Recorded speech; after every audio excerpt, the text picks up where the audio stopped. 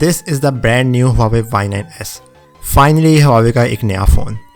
I really missed Huawei phones in these past few months और मैं बहुत खुश हूँ कि they are finally back. इस फ़ोन की प्राइस है अराउंड 43,000 रुपीज़. लेकिन इसके बारे में बात करने से पहले मैं चाहता हूँ कि आप मेरे चैनल को सब्सक्राइब करें और अगर आप फेसबुक पे देख रहे हैं तो मेरा पेज लाइक कीजिए. Okay, let's talk about the new Huawei Y9s.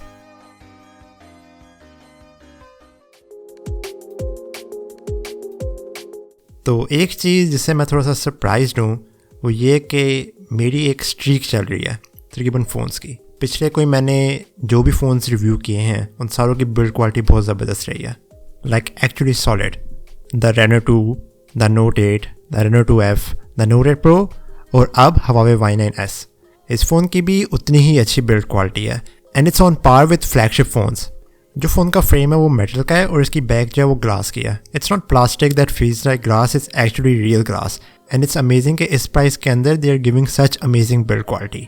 The phone feels really premium in the hand और ऐसा लगता है कि आपने एक फ्लैगशिप फ़ोन पकड़ा हुआ है. ये फ़ोन दो कलर्स के अंदर आता है, मिडनाइट ब्लैक और breathing crystal. I have the black one, लेकिन आई थिंक कि वाइट कलर के अंदर this will look even better. अगर आप इस फ़ोन की बैक को देखो तो यू विल नोटिस कि इसकी बैक पे कोई फिंगरप्रिंट सेंसर नहीं है. उसकी वजह यह है कि इस दफ़ा they decided to put it on the side. और मेरे लिए इधर थोड़ा सा नॉस्टैल्जिक है क्योंकि जब मैंने फ़ोन्स रिव्यू करना शुरू किए तो one of the first phones was the Huawei Short X. उसका भी फिंगरप्रिंट सेंसर साइड पे ही था. But anyways the performance of this fingerprint sensor is really fast. I think it's a smart decision कि fingerprint sensor को side पे रखा है क्योंकि जब आप फ़ोन को उठाते हो तो आपके फिंगर्स जो हैं वो नेचुरली पावर बटन की तरफ जाती हैं और अगर आपका पावर बटन ही आपका फिंगरप्रिंट सेंसर है तो it saves time. Another thing that I love about the phone is that there's no notch or punch hole or anything distracting on the screen. ये एक completely bezel-less panel है and it looks freaking amazing. Even the side bezels और जो chin है इसकी वो दोनों काफ़ी छोटे हैं and I really love how the front panel looks in this phone. It just feels really great that there's nothing cutting in the screen. To achieve this fully bezel-less display, Huawei ने camera popup का use किया है इस phone के अंदर. And comparing it to the last Huawei phone जिसके अंदर camera popup था, द Y9 Prime, डेफिनेटली ये उससे थोड़ा सा फास्टर है लेकिन it's still not as fast as I would like it to be. और अभी भी इसके अंदर फेस अनलॉक नहीं है. लेकिन क्योंकि इसकी बिल्ड क्वालिटी काफ़ी अच्छी है और क्योंकि इसका प्रोसेसर थोड़ा सा फास्टर है you know compare to the phones like Oppo F11 Pro, I am willing to forgive this phone for that. Overall मैं इसकी बिल्ड क्वालिटी से काफ़ी इम्प्रेस्ड हूँ. It's made of really high quality materials, it feels awesome in the hand, and it's completely a bezel-less display. At this price, what you are getting is quite amazing.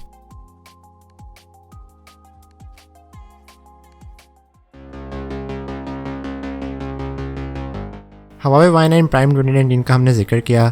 एक चीज़ जो उस phone से इस phone के अंदर improve हुई है वो है camera. There is a triple camera setup on the back, जिसके अंदर एक 48 megapixel main lens and 8 megapixel ultra wide angle lens और एक 2 मेगापिक्सल डेप्थ सेंसर. मेरे Y9 Prime में कैमरास के साथ कुछ इश्यूज़ थे लेकिन वो इश्यूज़ इस फ़ोन के अंदर कम्प्लीटली फिक्स हो गए हैं. The 48 megapixel lens takes amazing photos with a lot of clarity. There is an incredible amount of detail in the photos और जो इसके कलर्स हैं वो पहले से काफ़ी ज़्यादा वाइब्रेंट और सैचुरेटेड हैं. Y9 Prime के अंदर जो वाइड एंगल लेंस था उसके अंदर थोड़ी सी डिस्टोर्शन और फिश आई इफेक्ट था लेकिन इस फ़ोन के अंदर वो भी काफ़ी ज़्यादा इम्प्रूव हुआ है. Now you can easily fit more people in your group shots, or if you want to take photos of landscape, you can easily capture more of the landscape without losing any quality. Lastly, the thing that I love about Huawei cameras is their software. और इस phone के अंदर भी काफ़ी ज़बरदस्त software है. Huawei has worked really hard on their camera app and that shows. The portrait mode is awesome. और जो edge detection है वो काफ़ी ज़बरदस्त है. Even at this price, you're getting flagship level features in this phone. इसके अलावा there's also a 16 megapixel front camera and even that takes really great photos. मैं हमेशा कहता हूँ कि अगर फ्रंट कैमरा मुझे जैसा मैं ओरिजिनली लगता हूँ उससे बेहतर दिखा दे तो I am really happy with the camera और ये चीज़ फ़ोन के अंदर भी सच है. And also there is portrait mode in the front camera as well and that makes your photos look even more better. So overall I wasn't fully satisfied with the Huawei Y9 Prime's camera लेकिन इस कैमरे के साथ मैं completely satisfied हूँ. This is a big improvement. And if you are anything like me, I think you will also really enjoy the camera on this phone.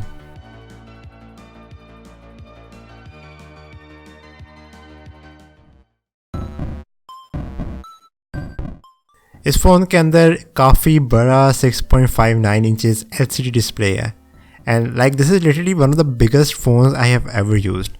The resolution is 1080p and even though मुझे AMOLED displays पसंद है, इस phone के अंदर LCD के साथ I am very happy. It's an awesome looking display.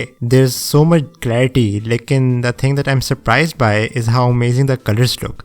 It's a very vibrant panel and I'm very picky about displays, especially LCDs. लेकिन इस फ़ोन के अंदर I'm actually surprised how good the display is. It's pretty much perfect for movies or TV और photos या फिर आपने कुछ भी इसमें देखना हो. Again, since there's no notch or punch hole और क्योंकि इसके bezels काफ़ी tiny हैं, you get such a immersive experience in watching content or gaming. अगर आपने पहले कोई इस तरह का फ़ोन इस्तेमाल नहीं किया जो कि completely bezel-less हो और उसके ऊपर कोई notch ना हो, तो I think you have to try this. It's such an amazing experience. Overall, I don't have many problems with the display. The colors are on point and vibrant, it's big, it's sharp, and it has a lot of clarity.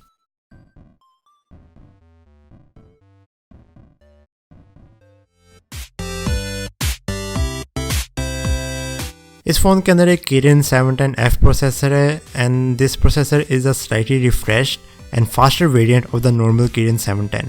Apart from that, the phone has 128GB of storage और 6GB of RAM. Specs wise, I know कि लोग complain करते हैं Kirin 710 के बारे में, लेकिन the 710F is a much more smoother processor. मेरी opinion के अंदर Kirin 710F is a fantastic processor. इस फ़ोन के अंदर कोई lag नहीं है and going through the UI is so smooth and fluid. और इसके अंदर कोई latency issues नहीं है like the Realme 5 Pro. This phone has Android 9 and EMUI 9.1. मैं मेंशन करता हूँ बार बार कि EMUI is one of the few Android skins जो कि मैं actually prefer करता हूँ इस्तेमाल करना. It has many great features जो कि मेरे लिए useful हैं. There's an app drawer in the launcher और gesture navigation is so smooth. It really makes the phone feel very snappy and fluid. So अगर आप चाहते हो कि आपका फ़ोन थोड़ा सा और smoother feel करे, then turn on gesture navigation. It's seriously that good. One of my complaints, well basically मेरी only complaint इसके साथ ये है कि there is no dark mode and I really prefer dark mode. It's so much easier on the eyes और when you wake up in the middle of the night और आप अपना फ़ोन ऑन करते हो तो it's less harsher. I really hope कि EMUI 10 के साथ they add dark mode in these phones. Lastly, let's talk about gaming. मेरे इस फ़ोन के साथ गेमिंग के रिलेटेड कोई इतने ज़्यादा इश्यूज़ नहीं हैं. If you want a phone for PUBG or Call of Duty, you will be very happy with this phone. The performance is really smooth and again since there's no distracting thing on the screen, you get a really immersive gaming experience. Overall, आप इसके ऊपर कोई भी game खेल सकते हो, आप कोई भी ऐप इसके ऊपर रन कर सकते हो without lag and you get an awesome experience. So in terms of performance, I am really happy with the phone.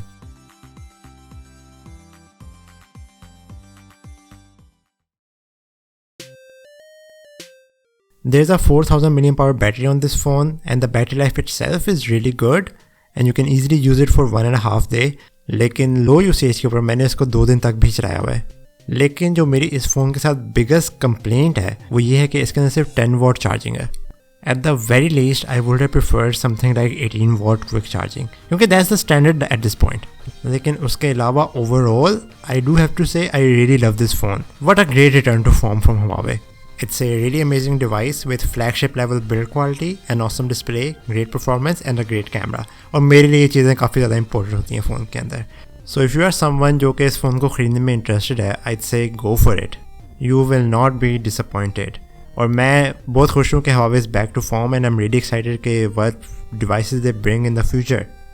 So thank you for watching. If you like this video then press the subscribe button or I'll see you in the next one. Peace.